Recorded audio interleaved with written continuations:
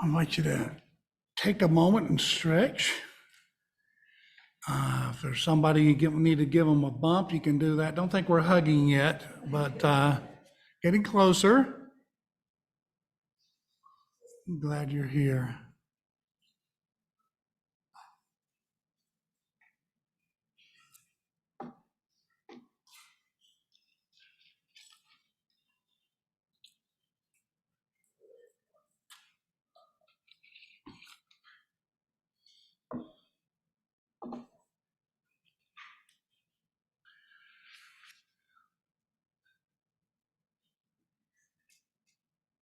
It came back on, yay. Tonight's the second of our four-part Summer Sutta series, and it actually began with sort of a bonus session on June 28th. Clyde shared with us a talk on what is Dharma, and I like that idea. I think we might need to do that for all of our series to sort of kick it off a little bit. Debbie followed last week with the Anapanasati Sutta, mindfulness of breathing. And I want to encourage you to get on our YouTube channel and listen to both of those sessions because they each contain valuable teaching that's relevant to this talk tonight. I was going to play guest week's sutta, but I can't do that because this one is so obscure.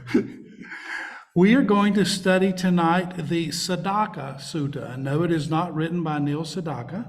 It's the Saddaka Sutta. It's also known as the Acrobat Sutra. Anybody heard of the Acrobat Sutra? Okay, yeah, we got one there. I never heard of it before, but I stumbled on it as I was reading a book of meditations by one of my favorite teachers, Tanisaro Bhikkhu. And this particular talk in this volume, volume 2, is called Simplify. And it got my attention with the first sentence. The Dharma strips things down to their essentials, with the realization that if you try to take on too many things all at once, you will end up doing nothing very well. He writes about renunciation, how some forms of happiness last longer than others, how we need to learn to become more simple-minded and focused. And near the end, he made a reference to a short quote from a sutra. The self is its own refuge. The self is its own refuge. Just had to look that one up. And what did I find? The Acrobat Sutra. So let's take a look at it. It's from the Samyutta Nikaya, and that is this one. And it is 47 period 19. If you want to look up it exactly, 47:19. You don't have to use Acrobat. You can use the word Saddaka, S-E-D-A-K-A, to look it up. S-E-D-A-K-A. And I'll let you figure out Acrobat. On one occasion, the Blessed One was dwelling among the Sumbas, where he was there in a town named Saddaka. There the Blessed One addressed the bhikkhus thus. Bhikkhus, once in the past an acrobat set up his bamboo pole and addressed his apprentice Metakathalika. Now I have to say it that way because his name is actually translated frying pan. And I just can't do it. So I'm going to stumble over this a time or two, and I'll refer to him sometime just as the apprentice. Come, dear apprentice, climb the bamboo pole and stand on my shoulders. Having replied, yes, teacher, the apprentice climbed up the bamboo pole, and I'm going to give you a description of that in just a few minutes, and stood on the teacher's shoulders. The acrobat then said to the apprentice, you protect me, dear one, and I'll protect you.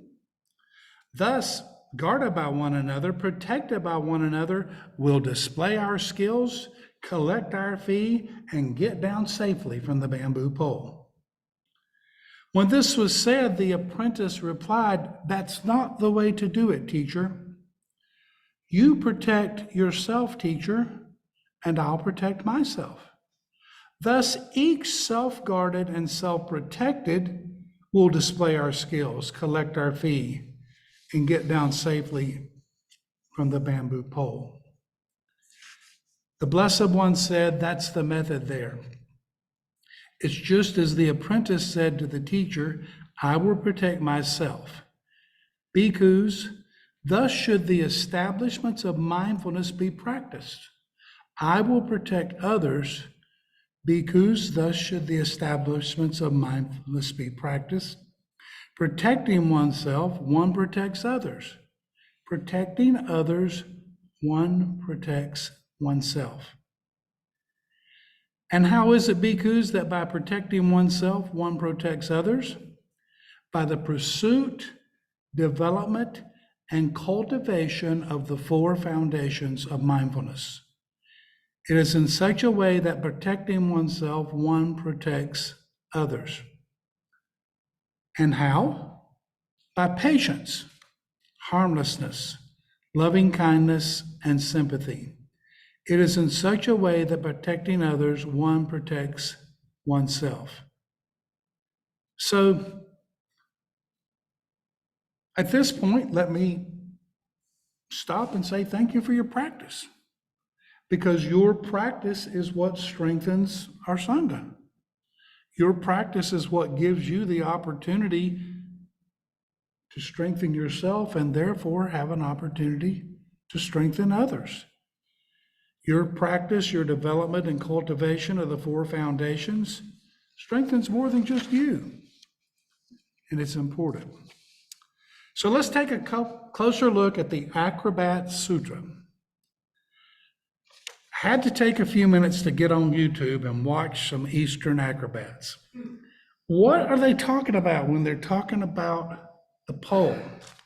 Well, I got to put this down because I have to talk with my hands. Here's what happens. There's this big, long bamboo pole. I'm wanting to say 10, maybe 12 feet. And in this particular one I saw, one acrobat is holding the pole. And when he holds the pole, he's doing his best to balance it. And another acrobat climbs up the pole while he's holding it and does his little tricks. Now, needless to say, this acrobat is not the size of Larry Dawalt. Have mercy on the man holding that bamboo pole. Now, in this instance, the bamboo pole is, of course, anchored. The acrobat climbs up, and the apprentice climbs up and stands on top. Now, my first question would be, has the acrobat taken his Zyrtec? Because that apprentice is one sneeze away from tumbling. But the analogy is that in order for this acrobat to do what he is doing and the apprentice to do what he is doing, there's focused attention. And focused attention is an important part of our practice. Now, focusing attention can be challenging in this day and time because there are a lot of things vying for our attention, and many of those can bring happiness of some sort. But eventually we have to make some choices.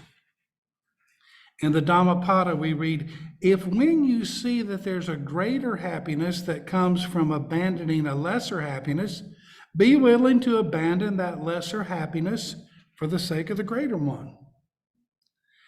If any of you were reading business books years ago, you probably ran across Stephen Covey. Does that name ring a bell?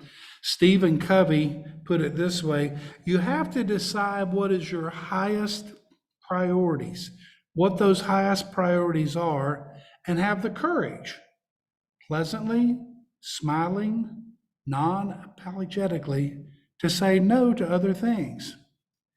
And the way to do that is by having a bigger yes burning inside you. I can't honestly say that mindfulness is always burning inside me. I am easily distractible. But I can say it's a bigger yes than it used to be. It was a bigger yes than when I first walked through those doors. It was a bigger yes than when I gave my first guest leader Dharma talk here. And it's becoming more so as I learn the benefits of the Dharma, the benefits of the teaching. And if you remember, when Clive was describing Dharma, he used the word truth. The Dharma is truth. And the more we can find out the truth about various things, the more we have the opportunity to make a better selection as to what we do with our time. And particularly, we want to learn the benefits of breathing, the coming in, the going out. Tanisara Bhikkhu says, it may not seem all that profound or intellectually stimulating, but it's one of the essentials. Not only the breath in and of itself, but the habits we develop as we keep the mind focused on the breath. These skills are basic to all skills in life. If you can master the breath, you should be able to put that down on a job application, because that would tell somebody that you know how to focus. And talking about people who don't know how to focus, we're just going to stop right there. Whatever you have to give up, Tanisara writes, in terms of time devoted to other things in order to master these skills is a good trade, a wise trade, a trade that leaves you with something far more valuable than whatever has been abandoned. So what makes it hard to make these trades? Why can't we just choose? Habits. Thich Nhat Hanh wrote a lot about habit energy, and especially how the practice of mindfulness helps us to recognize it. Mindfulness can help us embrace our habit energy, and once we embrace it, once we're aware of it, at that point we have an opportunity to begin to transform it. So what is habit energy? Habit energy is what takes me to the same restaurants when I'm eating out, choosing from the 2 menu items that I usually order. It's what dictates my fashion choices, particularly on work days, when my big decision is finding the right shirt that goes with khakis or jeans on Friday. It's what has me checking my phone or email that I probably have to do, and on and on and on. I've sat in a restaurant more than once and have her say, well, which one are you going to have tonight?